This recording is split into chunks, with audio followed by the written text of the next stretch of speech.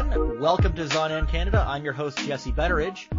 So in this episode, we're doing another retrospective. This is a podcast that explores the connections between anime and Canadian media.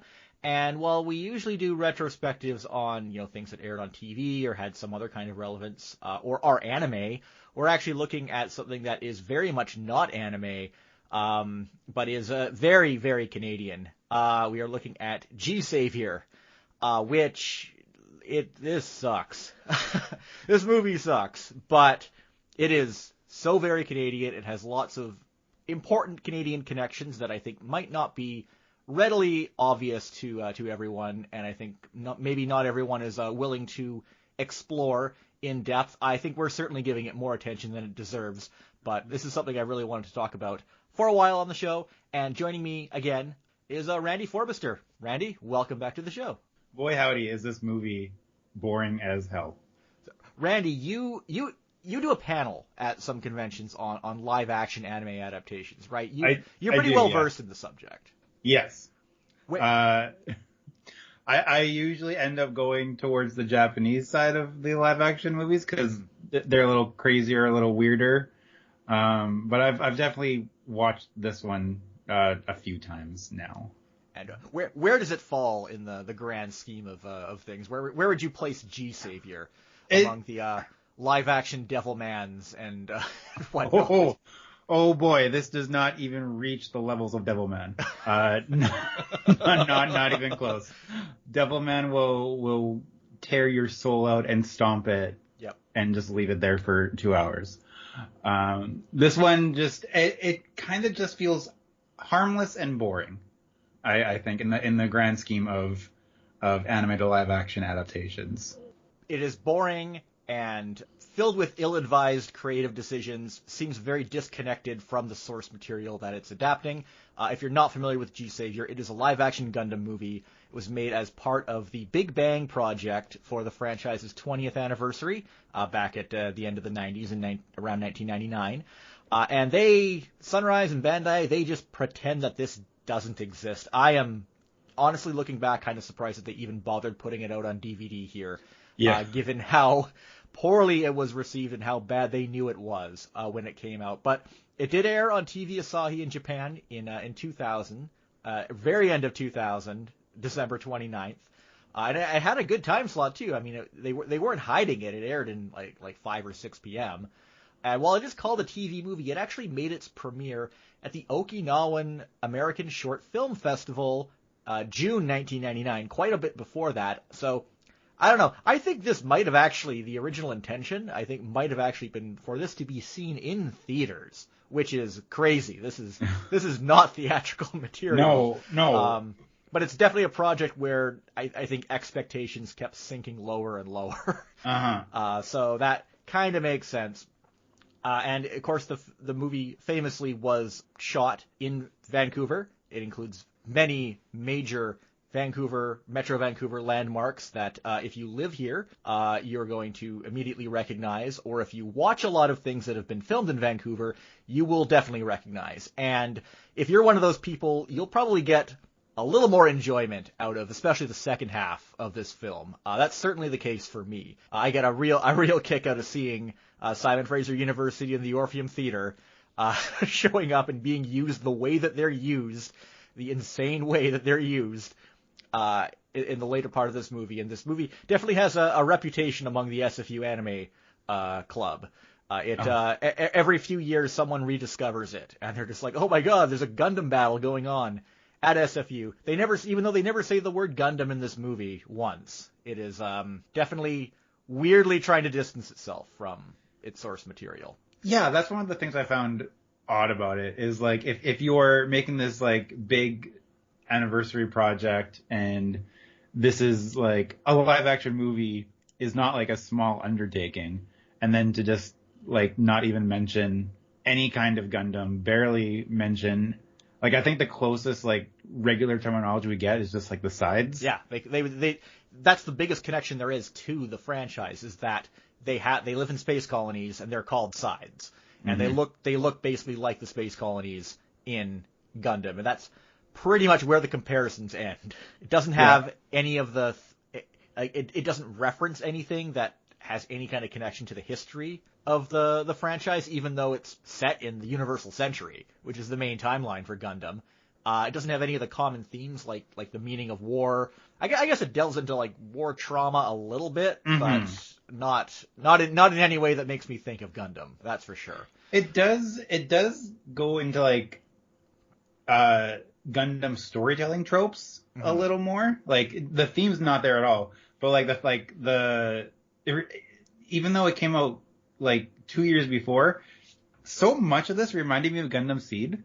I know, that's what I thought too. In fact, there's a few things that pop up. I'm just like, did this idea come from the same meeting that they came up with ideas for Seed, or they came up with plot elements for Seed from? Because I was kind of feeling that in there. I mean, it's all obviously very, very lost by the time it, becomes what it became. Yeah, but like, just to go into it a little, the character of Mimi is really like a proto-Flay. I was going to say the entire time. Thing. Like, that's all I could think about. Yeah.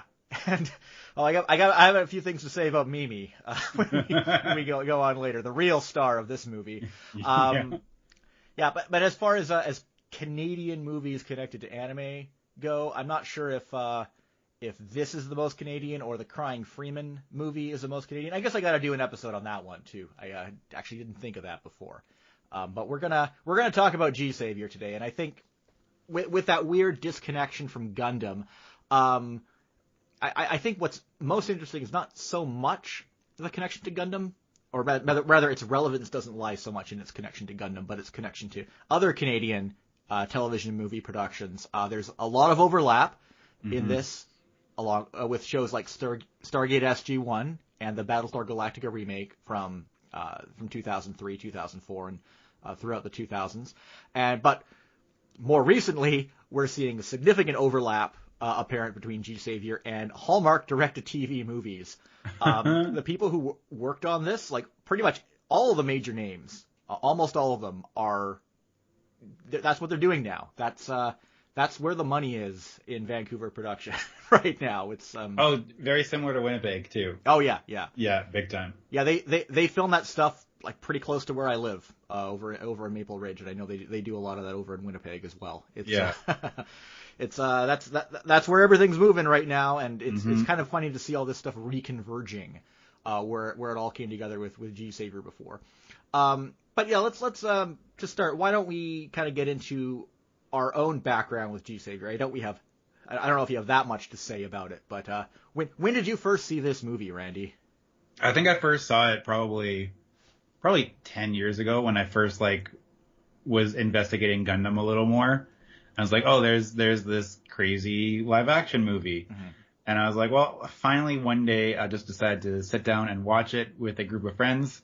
And very quickly it just became like, it was just so hard to watch because nothing really happens. It's not insultingly bad. And the stuff that's fun to make fun of kind of gets old pretty quickly. But so we ended up sitting through it anyway. And I was just kind of just enamored with this little weird production. I ended up, one of my holy grail purchases when I went to Japan in 2019 was a G-Saviour model kit that I ended up getting. I hear it's a really impressive model kit. It is a good kit. It's still unbuilt. I was going to build it for this podcast, but I had some health issues that didn't let me sit down for a long period of time. But I'm going to be building that as soon as I can. Yeah, I mean, the G-Saviour, it is a good design. Kunio Okawara, who designed the original Gundam, he did the mech designs for this movie and its spin-offs. There are multiple spin-offs for G-Saviour. This was supposed to be a big deal.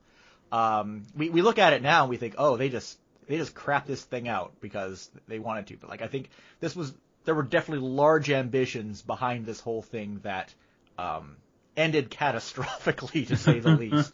And part of that was this really high. Was it a perfect grade model or just a high grade? High grade, yeah. Yeah, just a high grade. Yeah, but it's a really well designed model with a really well designed mobile suit, and yeah, it's just so weird that such lavish treatment was given to arguably one of the worst things connected to this franchise by far. G-Saviour, for myself, obviously when I first was discovering Gundam, like a little after the time that Gundam Wing aired, I heard murmurs online about it as this new terrible Gundam thing that had emerged. And nobody seemed to, again, the ongoing theme with G-Saviour is nobody wants to talk about it. So I'm just like, okay, I guess nobody wants to talk about it. Let's just leave it at that then. The first time I actually saw footage of the film was a couple of years later, in either 2002 or 2003, either the first or second Anime Evolution convention in Burnaby or Metro Vancouver. That convention was held at Simon Fraser University, and at the closing ceremony, they made sure to play a clip of one of the final battles in the film, which was, quote unquote, filmed at the university. I think more accurately, they used the university as the basis for the CGI animation. None of this film is shot outside. Everything is on a soundstage or in an indoor, or some kind of indoor setting. But they used Simon Fraser University because it's so weird and quasi-futuristic looking to stage this mobile suit battle at the end of the movie. And if I wound up going to Simon Fraser University, that's where I went to school, and I still think it's just wild and crazy to see that happening.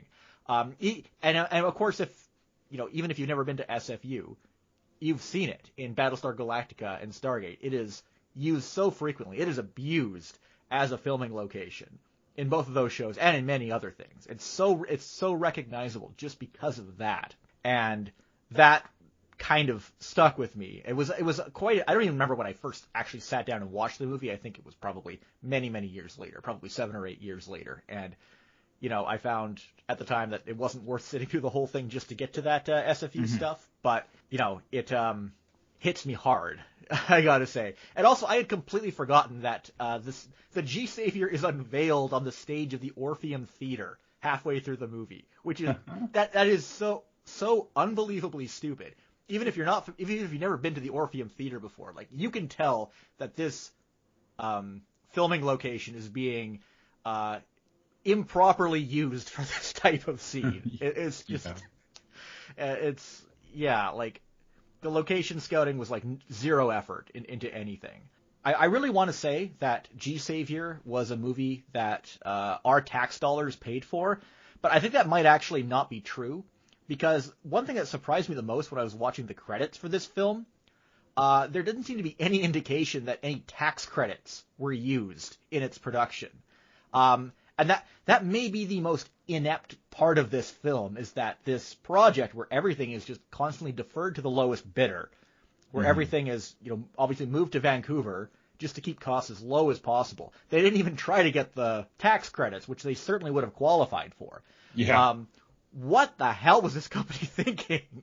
How incompetent can you get? That's the most obvious thing, and they didn't even do that for this movie. They could have cut their costs even more. Yeah, I don't even know how to comment on that further. That really surprised me. Probably something with like Japanese committees and stuff. They probably wouldn't want to cover the tax credits. That's just what I'd assume, because I know like Japanese companies, when they're filming or creating things, are like very precious about lots of it.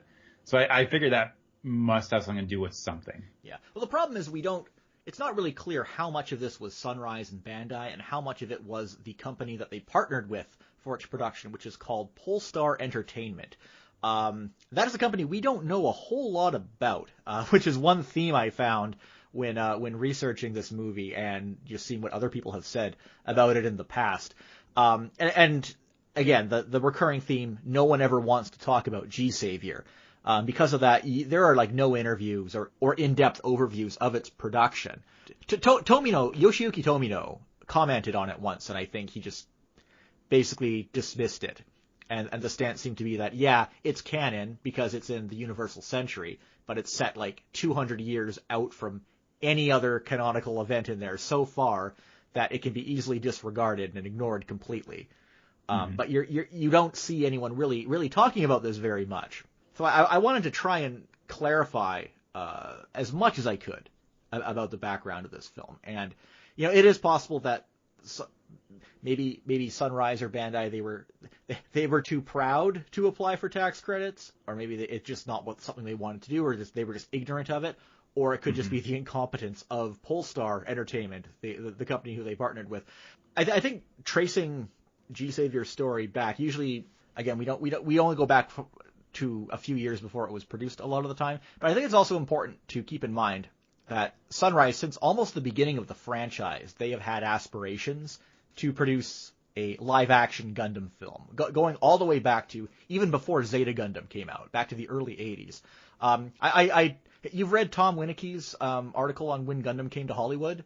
Yeah, I've read bits and pieces of it. Yeah, so that's a really great blog article overviewing sort of a concept and pitch that was developed for a live-action Gundam film back, I think, in 1981 or 1982. So this was shortly after Gundam was canceled on Japanese TV, and then started to gain more notoriety in the reruns. More than notoriety, it became a smash hit in the reruns. And I think a big problem with Sunrise and Bandai's approach to releasing Gundam internationally, or at least in Western countries, was their ambitions were always too high. And that kind of makes sense when you realize, like, oh, they didn't want to release the cartoon here, but they did want to look into getting a movie made. And not just a movie. They wanted to have CGI be used to create the mobile suits, even all the way back then when it was very much in its infancy in films. And like the idea of doing a mech battle or animating mechas, it was just not something that could have been done then. It was like, it's even competent attempts throughout the 90s didn't look very good, even if like there's no way to make 90s CG look good. And like as I think film history has proven, those like CG efforts have only gotten worse and worse in retrospect from like the 90s and like even some of the stuff in the 80s. Like none of that stuff really holds up well unless like the only thing I can think of that kind of looks okay is like the Beauty and the Beast sequence, and that's an animated movie. That's not even like a live action movie. Yeah. Well, you look at movies like Jurassic Park and Terminator 2. The CGI holds up pretty well in that, but it's because it's used so sparingly. And it's not used for something that's the center of attention constantly. Yeah. Even with the dinosaurs in Jurassic Park, it's only some shots that are done that way. That's true. And it's obscured a lot of the time. Yeah. My mind, me being who I am, my mind goes to Power Rangers and the Power Ranger movie, and what a travesty the final Megazord battle is in that with the CG. It's awful. It's completely horrendous. Because they tried that weird chrome filter on like all of the suits and everything, and it just I don't think I've seen something that looks worse. As far as like a professionally produced film like that. Like even G-Saviour looks better than that. Oh yeah, for sure. To whatever it can look. Yeah. I mean the CGI work, which, isn't great, it was like the central thing at the pitch of this movie from the beginning. Also, just on the note of doing mecha in anime, I did want to highlight the film Robot Jocks, which was done in the early 90s. But it was all done in stop motion, like kind of when stop motion was at its peak. If you've ever seen that movie or never seen that movie, I recommend checking it out. They used to play it on Space all the time. But it really shows you what the better approach to doing mech or like a mech live action at that point would have been. Like the idea of trying to do that in CGI was just not something that would be considered. But I think obviously Sunrise's aspirations to create that live action film in the 80s went nowhere. And we don't really know what happened after that, but I think it's pretty safe to say that this idea did not go off the table. I think certain producers at Sunrise and Bandai, or Sunrise and then in the 90s Bandai, when Bandai purchased Sunrise, I think some people wanted this to happen. With G-Saviour, its production can be traced back to 1995, and at that time an all CGI promotional trailer was commissioned to sell this idea to Sunrise execs. So this CGI, you can't see it anywhere. It is lost media. It is nowhere. You can find screenshots and descriptions of what happens in this trailer, but the footage is not available. And it's also completely different from the final film, both in terms of production and plot. I don't think it had any connection to the companies that did the CGI work in the final film or anyone who did no connection to Vancouver, no connection to Polestar or anything. And apparently had a budget of about 200 million yen, which is like 350,000 Canadian in mid-90s money. And to what degree this was supposed to be shown to the public, I'm not so sure. Apparently it was shown at one event in 1997. I wasn't able to confirm which one. But you could watch it on an airplane. It was made available on JAL flights to Honolulu, of all things, probably just as like filler material to put on their entertainment system. But obviously there was at Sunrise some kind of big push going on to get this CGI-centered live-action project off the ground. But again, all we have of it now are screenshots that were apparently published in a magazine in the 90s. It's, again, not very clear where things went from there or who or what particular people at Sunrise were even pushing this. But eventually it became part of the Big Bang project for Gundam's 20th anniversary. And that next step, obviously, you're going to make this movie. Where are you going to take it to? Well, they went to Polestar Entertainment, and we don't really know very much about this company. One misconception that I see coming up a lot is that Polestar was a Canadian company. They are not. They were based in Beverly Hills. They also no longer exist. I don't think I need to point that out, but this company is gone, and they barely existed to begin with. So I think that this kind of came together at that level with Polestar as like an attempt to try and get a Hollywood company to pick this up. And eventually probably didn't reach anyone they wanted to, and like the people who at Polestar were probably the only ones who wanted to take on the project, and just again, everything just kind of going to the lowest bidder. So Polestar Entertainment, I was able to dig up their old website on archive.org on the Wayback Machine. Okay. There's not a lot to see there. So there are only 3 productions listed on Polestar Entertainment's website. G-Saviour, a television adaptation of Turn of the Screw, which I can't. Of course, that was the poem that became the basis of The Haunting of Bly Manor, which just came out on Netflix. A year or two ago. But I searched and searched. I could not find any evidence that this production went anywhere or even was in any serious development phase. All I could find is the one mention of it on this website. So the other thing listed on there was a horror movie called Hobbs End. And in fact, interestingly, the website for Polestar Entertainment was actually hobbsend.com. Oh. So Hobbs End was obviously at the center of what this company was trying to do. The film itself wound up being a direct-to-video horror film that came out in 2002, which is quite a bit longer, quite a while after this website would have been created in 1999, early 2000.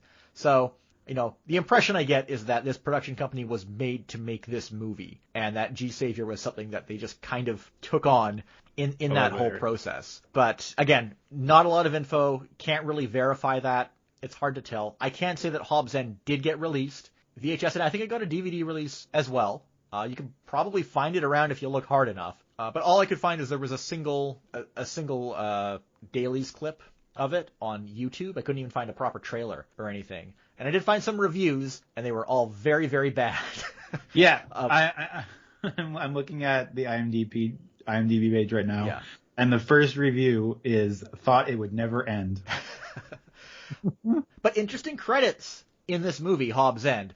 So we see 2 of the stars of G-Saviour are in Hobbs End. Brennan Elliott, who plays Mark Curran, the main character in G-Saviour. We'll get to him in a bit. And who we already mentioned, Mimi DeVere, played by Caterina Conti in G-Saviour. Caterina Conti is the star of this movie, and interestingly, her only 2 credits anywhere ever are G-Saviour and Hobbs End. We look a little closer at the movie. This movie was made by one of the 2 executive producers on G-Saviour. So there were 2 names who I think they're both involved with Polestar Entertainment. There's Anthony Scala. I can't really find very much about him. But the other guy, Philip David Segal. There's a lot of info about this guy. And I think that he was probably a little more central to the creation of this film than anyone has considered.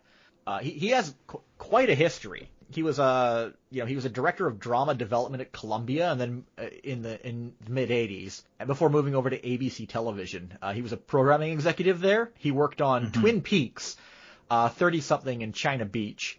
Then, interestingly, he apparently was in talks with the BBC as early as 1989 about Doctor Who. And later on, in the 90s, after Doctor Who was canceled, he apparently was what you would call I don't think it's accurate to call him the showrunner, but he's designated as such on Wikipedia for the 1996 Doctor Who television movie that aired on Fox.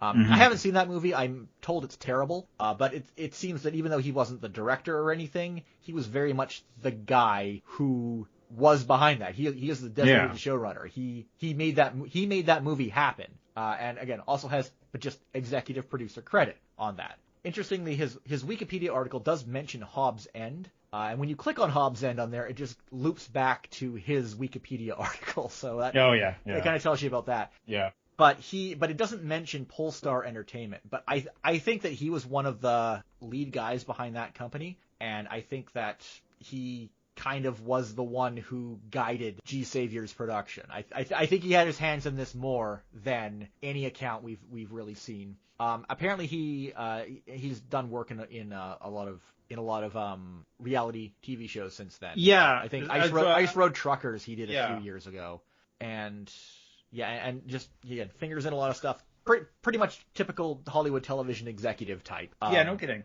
I'm looking at this too, and just like his follow-up projects to G-Saviour being Andromeda and Mutant X, I can see those influences in G-Saviour. Absolutely. A lot. So that doesn't surprise me that he would be like the guy with the most fingers in the pie here. Yeah. And I think this is something that I hear brought up a lot, is that, and you can see just by watching the movie, that G-Saviour repurposed the uniforms from the Starship Troopers movie, and they're the uniforms for the consent soldiers in this. So they smuggled a lot of things into this project, but yeah, those Starship Troopers uniforms, they get around. They've been in Firefly, and they were in a Power Ranger season as well. Yeah. For sure, that's for sure. Repurposed props are a huge part of G-Saviour, both for what they used and what got reused from them. One other name that I found connected to Polestar Entertainment I wanted to highlight, Rod Conti. So you don't see him prominently credited in anything. I think he's an assistant to Philip Segal in the credits for G-Saviour. But when I looked up just a corporate listing for Polestar Entertainment, he is the contact for that company. And Rod Conti, same last name as Katarina Conti, who plays Mimi in this movie. So as far as I can tell, Rod Conti, I think he actually is an executive at Fox Sports now. And he doesn't seem to be married to Katarina. I think they might be relatives. I think there's some. Okay. I think that might be a sister or cousin or something. Some kind of nepotism thing going on here for sure, but not enough information about either of those people to really draw any conclusions. But that I found that to be really, really interesting. I don't think we'll ever know exactly how deep this goes, but I guess it's all pretty typical for this kind of production, though. No reason to get conspiratorial about it. No.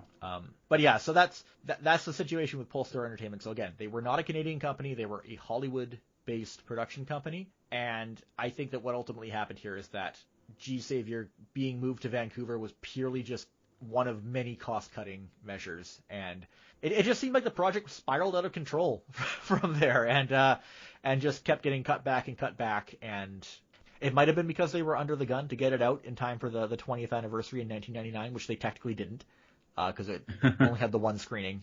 But yeah, I think this, as I said before, high ambitions into this project just kept getting deferred down to, or getting downgraded to very low expectations. And that's just kind of how it probably wound up being the way it was. Yeah. Like this is definitely the definition of a made for TV sci-fi movie, just like start to finish. Like this is something that I could see running at like 2 a.m. on Space Channel that you just kind of randomly flip on and don't think anything of, and just watch them like just do a by the numbers kind of space story. that's the other thing. I'm surprised that this never aired on TV outside of Japan either. Like this, you think this would have been perfect schlock to like, again, like you said, run on space at early in the morning or something, or even on daytime TV in the U.S. But it just got the home video release here, and that was it. But at the same time, like considering that Sunrise really doesn't like this project, maybe we're lucky we got that much. Yeah, no kidding. One other detail I forgot to mention is that when this aired on Japanese TV, it was dubbed in Japanese as well. I've seen estimates for the final budget for this film ranging between $5 million and $9 million. I would definitely skew towards the lower end of that. Yeah, again, and I'd have to believe most of that went to the CG. Absolutely, as well. Because like as for the sets, like these sets surely weren't made just for G-Saviour. Absolutely not. These are all repurposed from something else. They are very generic. The props are so cheap looking. They're like any kind of like control room setup or any kind of computers. They're just old monitors with cardboard around them, basically. Food coloring, so much food coloring. You have these lab scenes that have the most the hokiest looking formulas, and then, like during parties they're just drinking water with strange food coloring.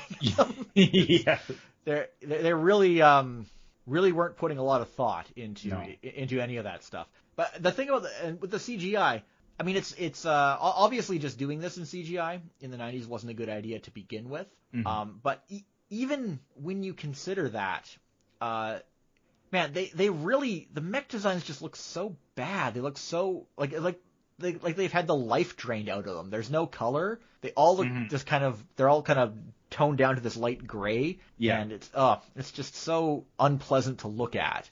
Yeah. And as we mentioned before, like, mech designs by Kunio Okawara, they were good. Like, these are good looking robots. And you can see that in the model kit.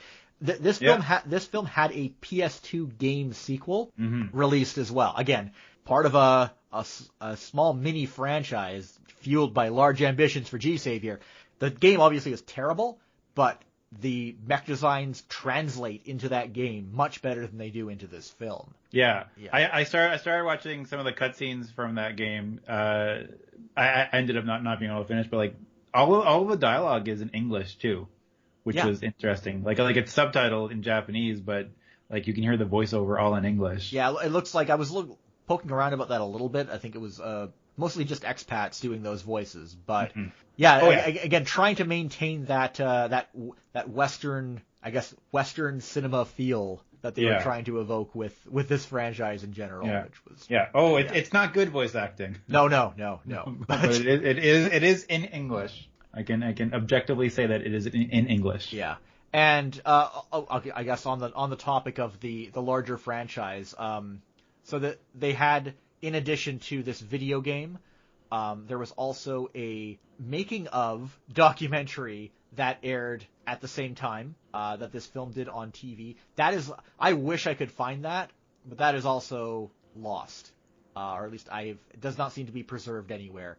I'd love to take a look at that thing and see how they depict the production of this movie, but that seems to be lost media. If anyone knows where that is, please let me know, because I'd really love to see that and see how they spin that for a TV audience. There's also a 3-part novelization of G-Saviour.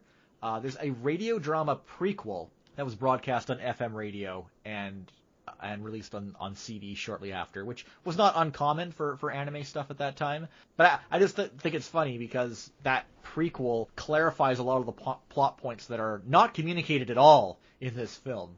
And, of course, as we mentioned, one very nice model kit.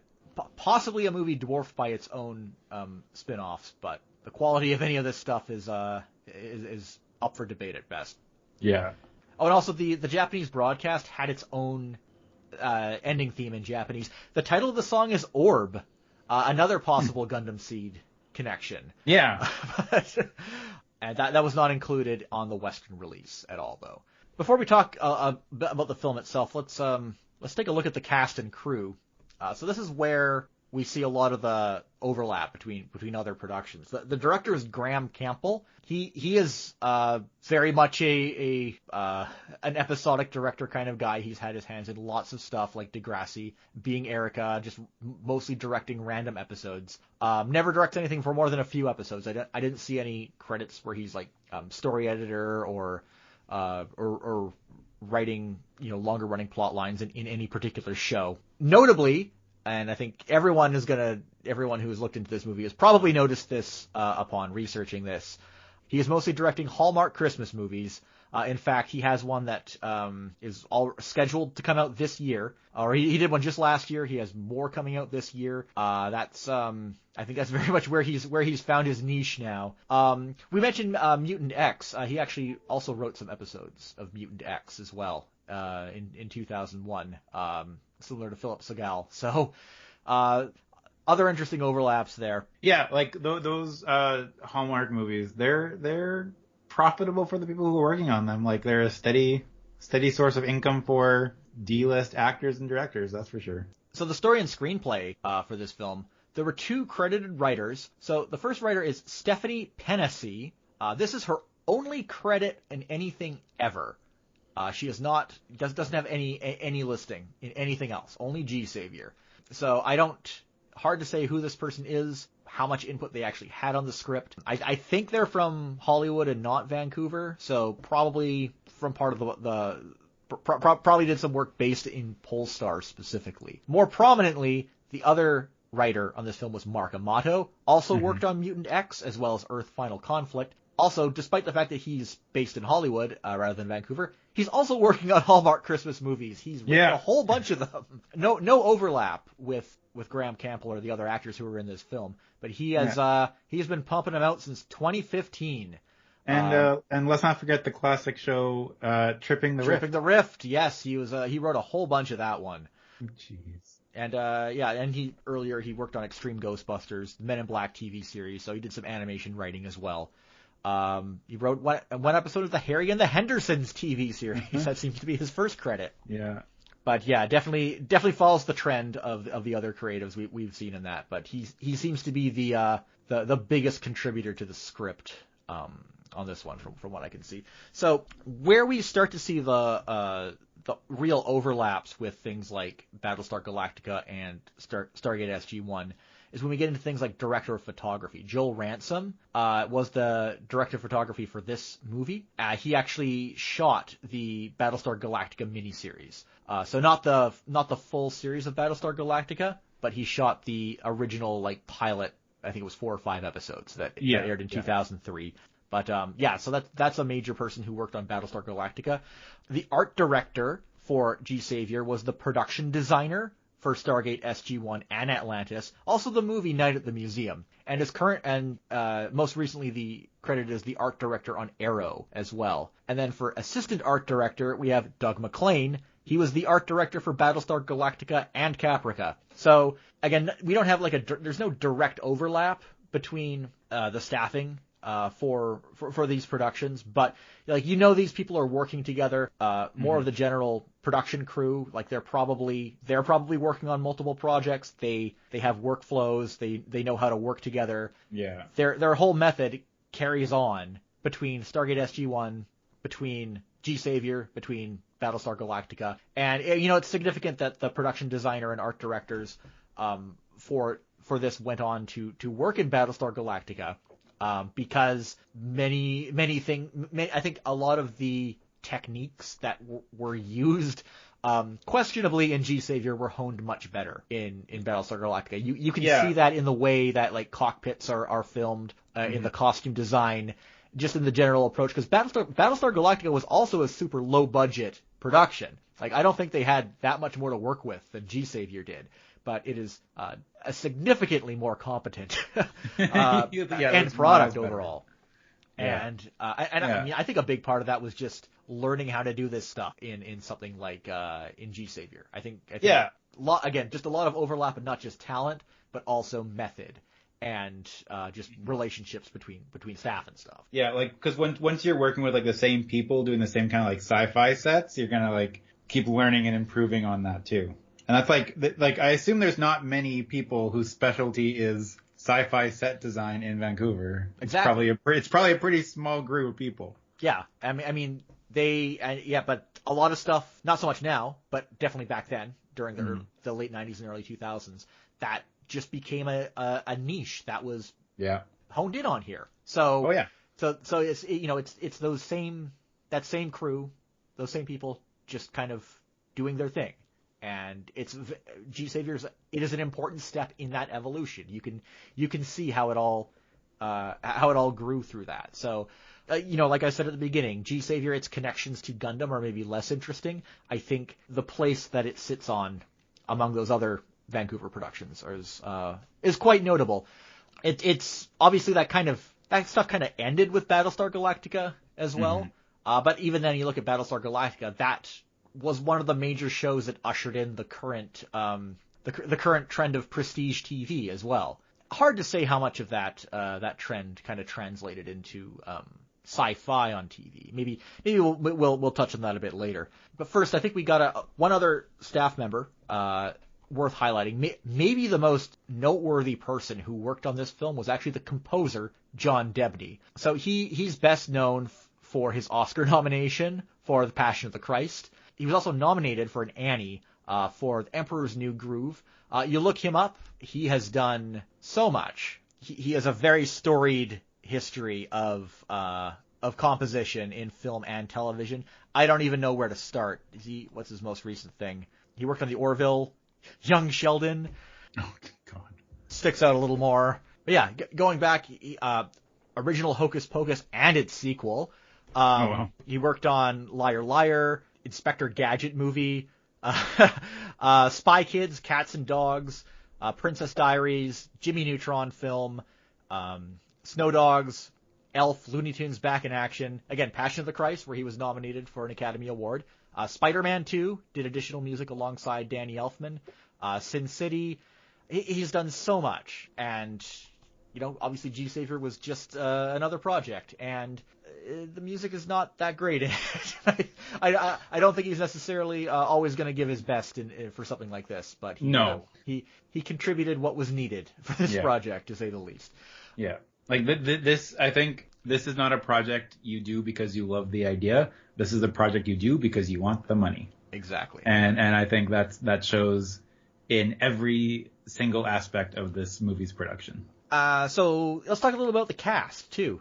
So we've already mentioned we already mentioned Brennan Elliott. He plays our very bland hero, Mark Curran. And at that time, he was best known for his recurring role on the Lifetime medical series Strong Medicine. He's had lots of minor roles over the years on shows like The 4400 and Cedar Cove. Most recently, he starred opposite Lacey Chabert in the Crossword Mysteries Hallmark television movies, which are mysteries based in crossword puzzles. And they have made quite a few of those. It's been an ongoing tradition on Hallmark for a while now. And I believe even Brennan Elliott is getting into the Christmas movie thing. He's been in at least one or two of them now. I would expect to see him in more. Oh, 3 or 4. I see at least 3 or 4 listed here. So he's been in it for a while, and he's probably going to keep that going for a while longer. As long as he can. Notably, he is also one of the very few people who have actually spoken publicly about his work on G-Saviour. He didn't say much. He did mention on Twitter, he said, I have to be honest, it was one of my first jobs ever, so I guess it was an experience of just trying to figure it all out, but it was a fun film. I guess that might indicate that at least the people involved did not have a bad time making this movie, at the very least, so maybe that's a good sign. So Enika Okuma stars as Cynthia Graves, so notably, she is the voice of Lady Un in Gundam Wing. She also played Jade in Shadow Raiders, and most recently Tracy Nash in Rookie Blue, if that's your thing. And then we go back to again, as we mentioned before, Katerina Conti, Mimi DeVere, who is I think the wife of Mark Curran in this. They seem to be married. If not fiance. Yeah. They're either married or engaged. Yeah. Also a credited producer on the film, going back to the very likely connection she had with Polestar Polestar Entertainment. Yeah, she's a standout in this movie for sure. She's a character you'll remember. Yes. And I didn't realize this the first couple times I saw the movie, but looking at how things played out recently, I think she is kind of like a prototype of Flay Ulster. I think that was just sort of a character archetype that found its way into the final version of this film, and also found its way into Gundam Seed, which, if that is the case, raises questions about just the general scripting method of these Gundam projects. But as soon as you said that, I was like, yeah, I was going to make the same observation. Yeah, Mimi DeVere. But we also have David Lovegren as Mark's former commanding officer, Jack Hall. He's a Vancouver-based character actor. He has been in countless things, Millennium, The X-Files. If it's been filmed in Vancouver, almost guaranteed that he has been in it at some point. He was also in Cool Runnings in a minor role, and also Antitrust. So again, I'm not going to list all this stuff. He was also in Intelligence, the CBC show from like 2006. So he's again, very familiar face in Vancouver productions. Same goes for Hrothgar Matthews, who played Philippe, who's the leader or the guy they meet up with the Illuminati, who are good guys in this movie. Again, another Vancouver-based actor. You've seen him in a million things. Kenneth Welsh, Wyndham Earle from Twin Peaks, I might add, in the bad episodes of Twin Peaks. He's General Garneau, who is like the villain. Oh, okay. Yeah. The villain. They sure drive that home in this movie. I mean, he knows what he's doing in that role, for better or worse. And I think he was okay for what was expected of him. Countless low budget movies and TV productions, also in the X-Files. Yeah. Again, basically a character actor, mostly in television productions. And also blink and you miss a cameo from Sam Vincent, who would go on to play Athrun in Gundam Seed. He is the pilot of the escape shuttle that General Garneau is on at the very end. And also as Counselor Graves, Cynthia Graves' father, is Blue Man Kuma, who I think at least listeners of this show will probably most likely recognize as Tigatron in Beast Wars and Gigabyte and Reboot. Countless other live action Vancouver productions. So these are familiar faces to anyone who watches a lot of TV that's been made here. But interestingly, despite that, top billing during the credits of this movie is not given to any of the actors or the director or the writers. It's given to the special effects company, which was not, the special effects were not done in Vancouver. They were done in Hollywood, which again goes back to this idea that I think the CGI element of this movie was supposed to be like the big up front and center feature of it. And yet it's the part that has aged most horribly of all. But again, just kind of centers it back on that idea of the CGI being the most prominent thing. So yeah, as for the movie itself, I guess we got to talk about what this movie's actually about. The problem with all the summaries you see on Wikipedia and stuff for G-Saviour is that they explain the plot in a way that makes it sound like the movie makes sense, but most of this background stuff is never actually explained in the film. No, like it's just there's a special energy source that could revolutionize the way light works, I guess. Bioluminescence, which combines light and heat, whatever that means, in a way that could solve basically an ongoing food crisis, food shortage that's happening among that's causing instability in the Earth sphere. And at this point, the political situation has changed considerably since the Universal Century anime that is set here. This is again set in the Universal Century year 0223, a good 200 years out from whatever the furthest point is in the main Gundam timeline. Earth Federation is gone. Space colonies that were under the Federation's control have autonomy, and they have now a bunch of them have formed the Congress of Settlement Nations, which is abbreviated quite questionably as consent. That's made up of a whole bunch of the space colonies or sides, and then you have an opposing force, which are composed of the other ones, and then you have Side 8, which is the settlement of Gaia. That is SFU. SFU is Side 8 and where most of the action at the end of the film goes. They're a neutral colony, and that is where Cynthia Graves is from. She's one of the scientists who have made this breakthrough, discovering bioluminescence, which can potentially solve this food shortage. Earth is covered 3/4 in water, and therefore the potential of this is unlimited, which means I guess they want to turn the oceans of Earth into light, which will create food. Which will make food.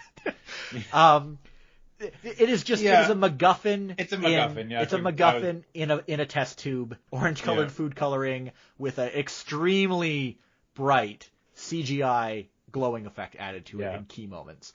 So Cynthia and like three others try to sneak onto Mark's ship to steal the prototype back.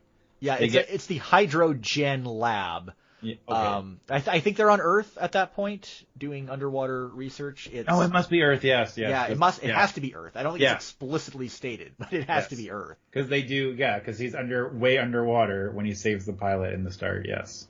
Yeah, but and Mark himself, he is a former consent soldier who basically was forced to quit because otherwise he would face a court-martial for not following orders. He was under the command of Jack Hall, who I can't remember what happened. I don't know. It doesn't matter. Who cares? It doesn't matter. But unimportant. But after Cynthia and sneaks on board to steal the sample, the Hydrogen Lab is taken under control of Consent, who it's not clear what their jurisdiction actually is, but of course Jack is taking control there. He is just a very typical sneering rival, bad guy, rival guy. Yeah. Yeah. There's not a whole lot to write home about with him. No. So Mark gets curious about the scientist. He goes to see her. He sneaks his way in through clearance. And then she tells him her story, and he instantly believes her, and he decides that he's going to break her out. And as they're breaking out, he meets up with the two interns that were with her at the time, and his fiance also catches them and decides that she wants to come along too. Just because. Yeah. Highlight of this film was when they were launching off of Earth, heading towards Side 4. And man, the way they shook their faces during that scene, they were really trying hard to sell it. Yeah. But yeah, they arrive on Side 4, which is the Orpheum Theater. Very bizarre scene that takes place with that bartender they find there. Mm-hmm. I also find it difficult to believe that this sequence was scripted, because I can't imagine how something like this would have been scripted, because he has a gun ready for anyone who doesn't order the right drink. Oh God, yes. You have to order a specific drink. You have to order a specific drink to get Philippe, who's with the Illuminati, to come out and meet you. And if you don't order the right drink, he just reaches for his gun instead. Yeah. Apparently, and presumably would shoot her, and she's just like stubbornly insisting on ordering the drink that she wants. I want a margarita. And she's just not understanding. Yeah. It's so weird.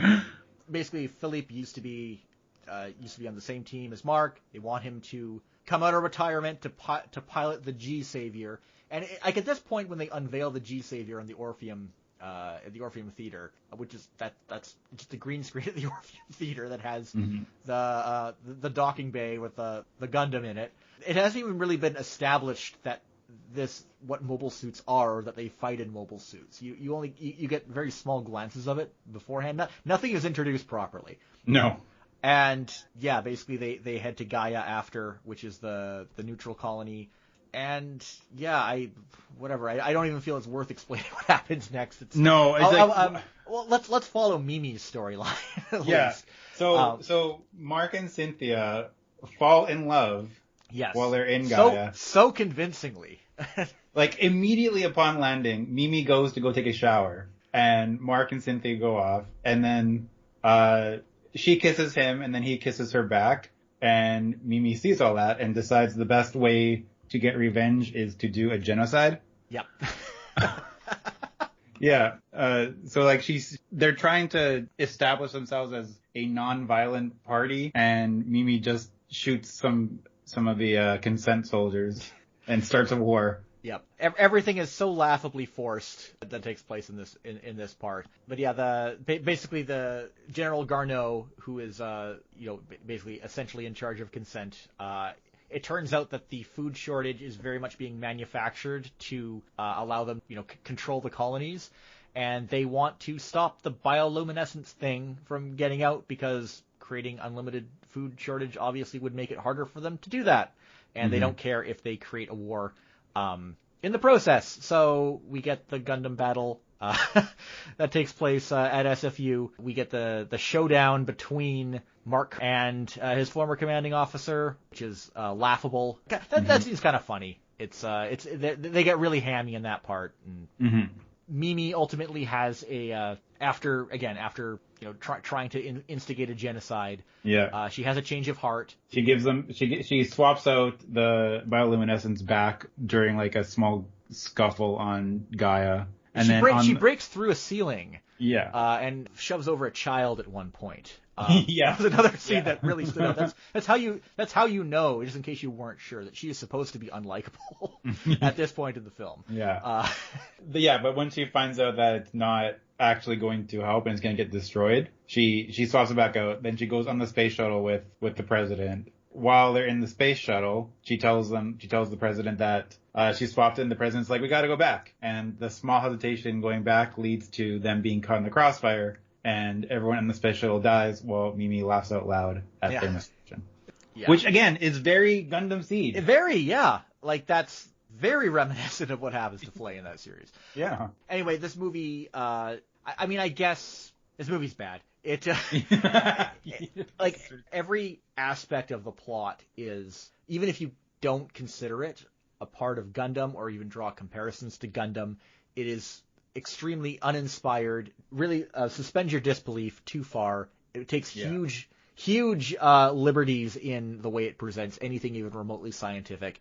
Yeah, it's total crap. You can see why it's not really highly regarded in the Gundam canon. Although it was. Did you watch Gundam Build Fighters? I did watch Build Fighters. Yes. Yeah. So I think this was the first time in Gundam Build Fighters in 2013 that they actually acknowledged the G-Saviour. And I'm guessing they only acknowledged the mobile suit itself. Yeah. You know what? I think actually Build Fighters and seeing the G-Saviour there, it ignited a lot of talk online. And I think that's what inspired me to watch it for the first time. Oh, okay, yeah. Looking back, I think that's probably why. Yeah. Exactly what they didn't want, but they took that risk.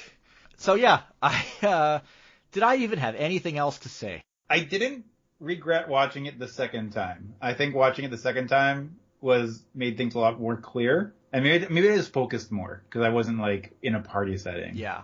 This is a movie you put on in the background on New Year's Eve. Yeah. It feels like the movie that's on Space when you're homesick for the day. Even though it never actually aired on Space, it feels like it's that movie.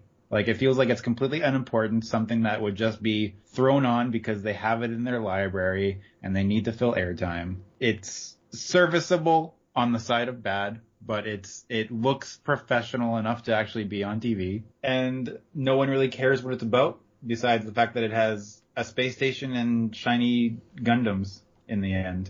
I think that's really all they wanted from this movie, and they got it.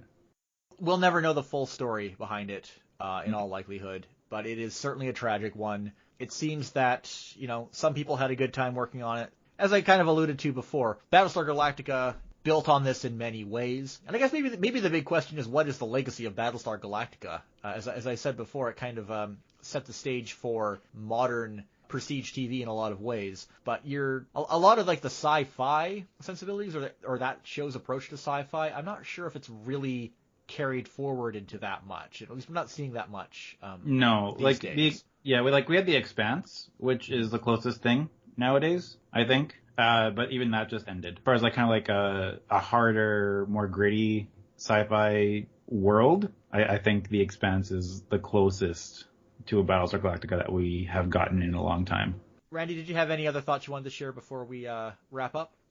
No, just that since Bandai doesn't really care about G-Saviour, it's super easy to find. So if you've never seen it, it's worth a watch. Seek it out, watch it, and just kind of be baffled by it. it's worth one watch. Yeah. For sure. You can even find the DVD not too expensive. I think it's like $35-$40 or something. It's long out of print. Certainly not a highly valued release. No. It is around. I imagine you can still find the Gunpla around too. It'll take a little digging, but you can find it. You can find it. I'd love to see like the again, like I said, the behind the scenes stuff if that ever surfaces. I don't think we're ever going to see that pilot film, but it's okay to keep a little bit of a mystery on some things in life, especially something like this. I had fun with this one, actually. I surprised more than I thought I would actually watching it. Me too. I was really dreading going back and watching this again, especially since, things suck so much. I'm just like, oh man, the last thing I want to do is subject myself to this movie with everything going on in the world right now. But yeah, actually it was kind of fun. Takes you back in time to a time that is long gone. Randy, thanks for coming on the show again. Where can people find you online? You can find me on the internet, on Twitter. That's where I do most of my thinkies and my talkies. That's at twitter.com/ChandyRan. And thank you for tuning into Zun Canada. You can reach me on Twitter at jbetteridge or email zunandcanada@gmail.com. The theme song is by Ultraclystron and can be found on his album Packet Flood, which you can find at ultraclystron.com. Please subscribe to the show on Apple Podcasts, Google Podcasts, or your podcast app of choice. See you again.